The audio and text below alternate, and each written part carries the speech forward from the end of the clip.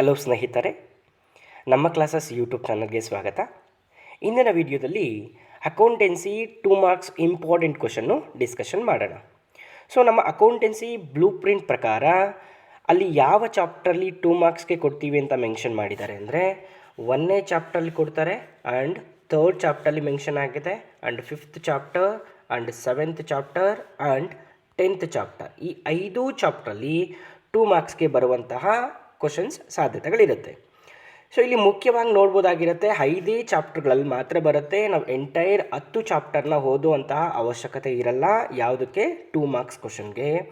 Only 5 ಚಾಪ್ಟ್ರಲ್ಲಿ ನಾವು 3 ಚಾಪ್ಟರ್ನ ಎಕ್ಸಾಕ್ಟಾಗಿ ಓದಿದ್ರೆ ಸಾಕಾಗುತ್ತೆ. ಬಿಕಾಸ್ ನಮಗೆ ಕ್ವಶನಲ್ಲಿ 5 ಕ್ವಶನ್ ಕೊಟ್ಟಿರ್ತಾನೆ, ನಾವು ಬರಿಬೇಕಾಗಿರೋದು 3 ಕ್ವಶನ್ ಬರಿಬೇಕಾಗಿರುತ್ತೆ. ಆದ್ದರಿಂದ 3 ಚಾಪ್ಟರ್ನ ಚೆನ್ನಾಗಿ ಓದ್ಕೊಂಡ್ರೆ ಸಾಕಾಗುತ್ತೆ. ಸೊ ಈ ವಿಡಿಯೋದಲ್ಲಿ ಚಾಪ್ಟರ್ ವೈಸ್ ಒಂದು ಚಾಪ್ಟ್ರಲ್ಲಿ ಮಿನಿಮಮ್ 5 ಕ್ವಶನ್ ಇಂಪಾರ್ಟೆಂಟ್ ಕ್ವಶನ್ ಇದೆ.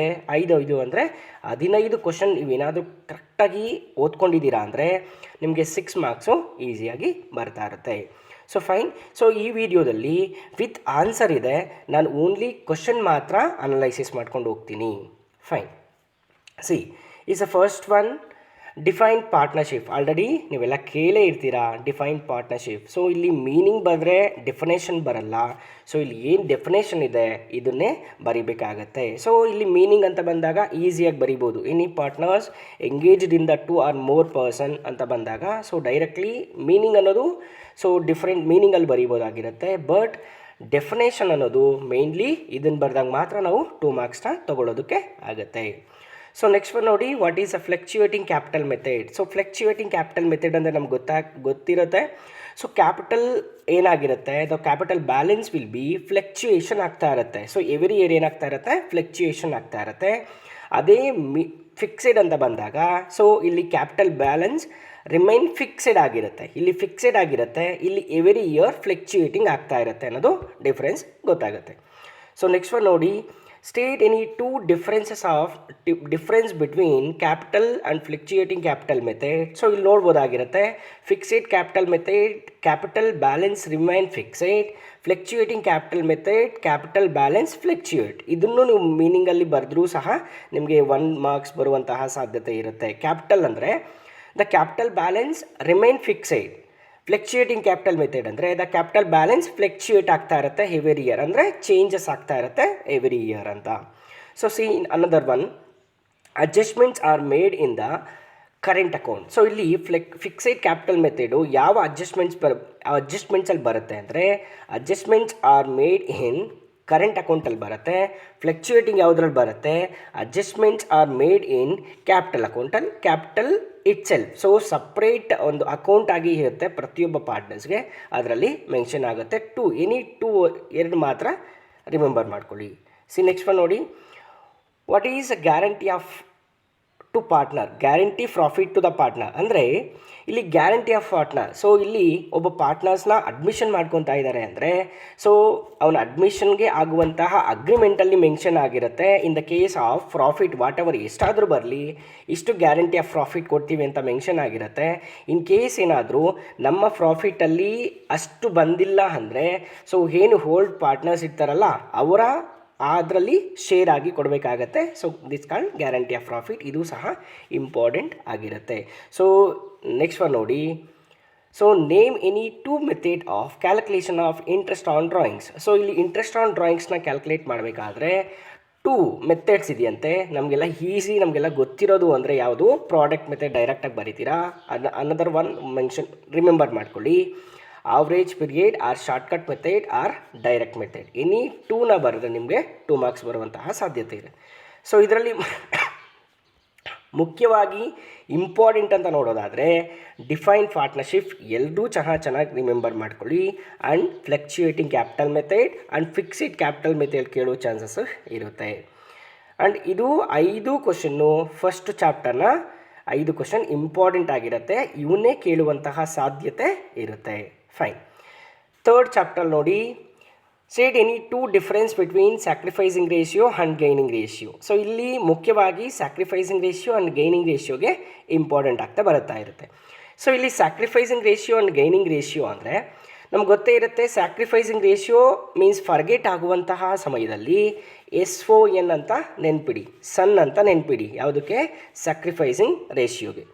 ಗೇನ್ ರೇಷಿಯೋಗೆ GN ಅಂತ ಮೀನ್ಸ್ ಗುಡ್ ನೈಟ್, GN ಅಂತ ನೆನ್ಪಿಡಿ. ನೋಡಿ SON ಅಂದರೆ ಎಸ್ ಅಂದರೆ ಸ್ಯಾಕ್ರಿಫೈಸು, O ಅಂದರೆ ಓಲ್ಡ್ ರೇಷಿಯೋ, N ಅಂದರೆ ನ್ಯೂ ರೇಷಿಯೋ. ಸೊ ಇಲ್ಲಿ ಏನಂತ ರಿಮೆಂಬರ್ ಮಾಡಬೇಕು? ಸ್ಯಾಕ್ರಿಫೈಸ್ ರೇಷಿಯೋಗೆ ಸನ್ ಅಂತ. ಸನ್ ಅಂದರೆ ನೋಡಿ ಎಸ್ ಅಂದರೆ ಸ್ಯಾಕ್ರಿಫೈಸಿಂಗ್ ರೇಷಿಯೋ ಇಸ್ ಈಕ್ವಲ್ಡ್ O ಅಂದರೆ ಓಲ್ಡ್ ರೇಷಿಯೋ ಮೈನಸ್ N ಅಂದರೆ ನ್ಯೂ ರೇಷಿಯೋ. ಸೊ ಯಾರು ಫರ್ಗೆಟ್ ಆಗ್ತಾ ಇರ್ತೀರಾ, ಇದು ಕನ್ಫ್ಯೂಷನ್ ಆಗ್ತಾ ಇರತ್ತೆ ಅಂಥವ್ರಿಗೆ ಸ್ಯಾಕ್ರಿಫೈಸಿಂಗ್ ರೇಷಿಯೋ ಅಂದರೆ ಸನ್ ಅಂತ ನೆನ್ಪಿಡಿ. O ಅಂದರೆ ಓಲ್ಡ್ ರೇಷಿಯೋ, N ಅಂದರೆ new ratio. Clear? So fine. Gain ರೇಷಿಯೋಗೆ ಏನು ಬರುತ್ತೆ ನೋಡಿ, GN ಅಂತ ನೆನ್ಪಿಡಿ.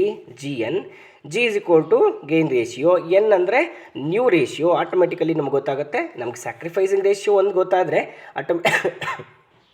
ಗೈನ್ ರೇಷಿಯೋ ಗೊತ್ತಾಗ್ತಾ ಇರುತ್ತೆ. ಫೈನ್. ಇಲ್ಲಿ ಡಿಫ್ರೆನ್ಸ್ ನೋಡಿ. ಸ್ಯಾಕ್ರಿಫೈಸಿಂಗ್ ರೇಷಿಯೋ ಅಂದರೆ calculate at the time of admission of a partner. ಅಂದರೆ ನ್ಯೂ ಪಾರ್ಟ್ನರ್ ಅಡ್ಮಿಷನ್ ಆಗ್ತಾ ಇರಬೇಕಾದ್ರೆ ಸ್ಯಾಕ್ರಿಫೈಸಿಂಗ್ ರೇಷಿಯೋ ಕ್ಯಾಲ್ಕುಲೇಟ್ ಮಾಡ್ತೀವಿ. ಗೇನಿಂಗ್ ರೇಷಿಯೋ ಯಾವಾಗ ಕ್ಯಾಲ್ಕುಲೇಟ್ ಮಾಡ್ತೀವಿ? Calculate at the time of death and retirement of a partner. So ಇಲ್ಲಿ admission ಆಗಬೇಕಾದ್ರೆ sacrificing ratio, retirement and death ಆಗಬೇಕಾದ್ರೆ gaining ratio. ಇದು ಇಂಪಾರ್ಟೆಂಟ್ ಆಗುತ್ತೆ. ಸೊ 2 ಮಾರ್ಕ್ಸ್ ಕೇಳಿದ್ರು ನೀವು ಬರೀಬೋದು. What is the meaning of gain ratio ಅಂದರೆ ಅಲ್ಲಿ ತೊಗೋಬೋದಾಗಿರುತ್ತೆ. The gain ratio will be calculate at the time of retirement and death of a ಪಾರ್ಟ್ನರಲ್ಲಿ ಕ್ಯಾಲ್ಕುಲೇಟ್ ಮಾಡ್ತೀವಿ. ಫೈನ್. ಇಲ್ಲಿ ನೋಡಿ ಫಾರ್ಮುಲಾ ಬರೆದ್ರು ಇದಕ್ಕೆ ಡಿಫ್ರೆನ್ಸಸ್ ಗೊತ್ತಾಗುತ್ತೆ. Sacrificing ratio old ratio minus new ratio, ಅದಕ್ಕೆ SON ಅಂತ ನೆನ್ಪಿಡಿ.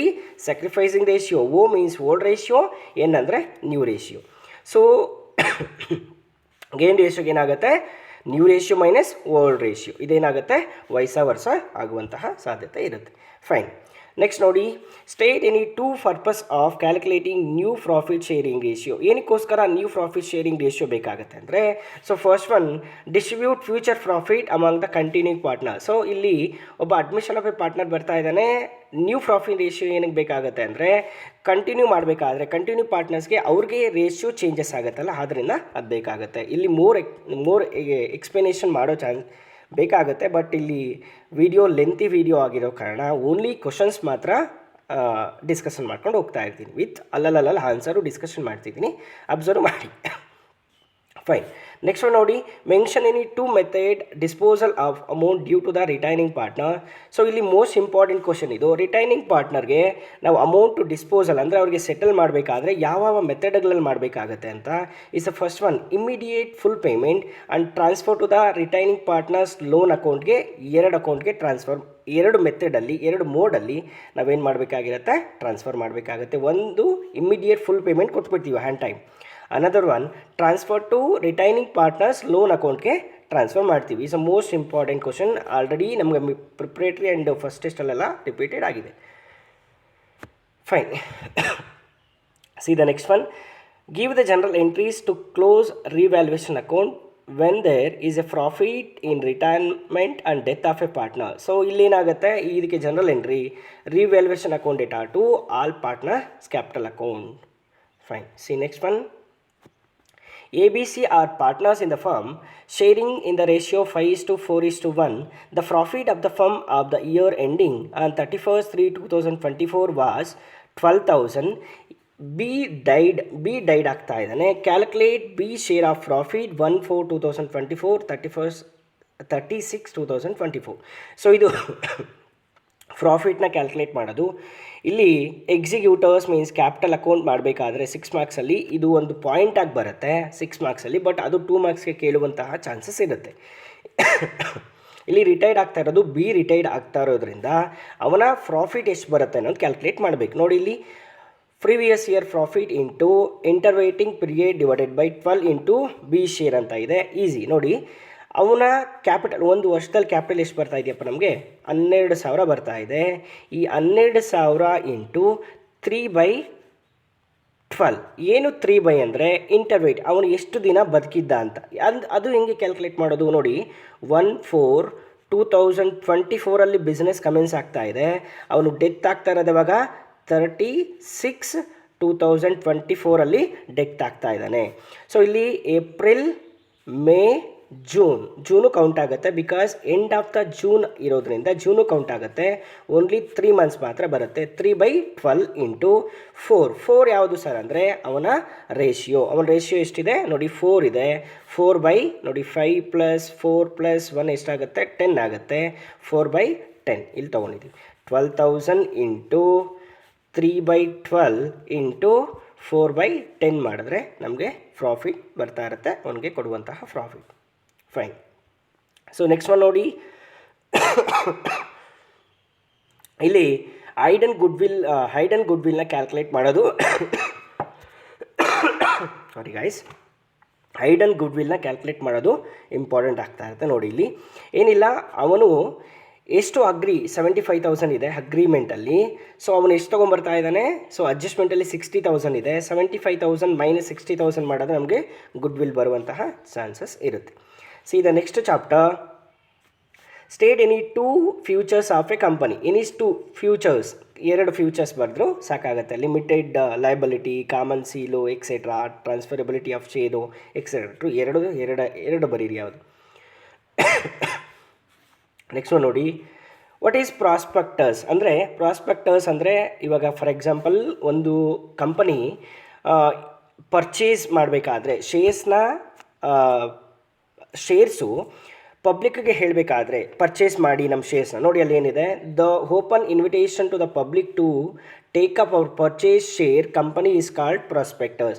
ಅಂದರೆ ಇಲ್ಲೇನಾಗುತ್ತೆ, ಒಂದು ಕಂಪನಿ ನಮ್ಮ ಶೇರ್ಸ್ ತಗೊಳ್ಳಿ ಅಂತ ಪಬ್ಲಿಕ್ಗೆ ಇನ್ವೈಟ್ ಮಾಡ್ತಾ ಇದ್ದರೆ ಅದನ್ನೇ ಏನಂತ ಕರೀತಾರೆ, ಪ್ರಾಸ್ಪೆಕ್ಟಸ್ ಅಂತ ಕರೀತಾರೆ. Fine. See next one, what is issue of share for consideration of other than cash. So ಇದು ಇಂಪಾರ್ಟೆಂಟ್ ಆಗ್ತಾ ಇರುತ್ತೆ.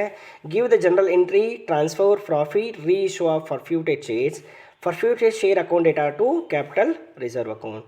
C name any 2 category of share capital, authorised capital, issue capital, subscribed capital ಬರುತ್ತೆ.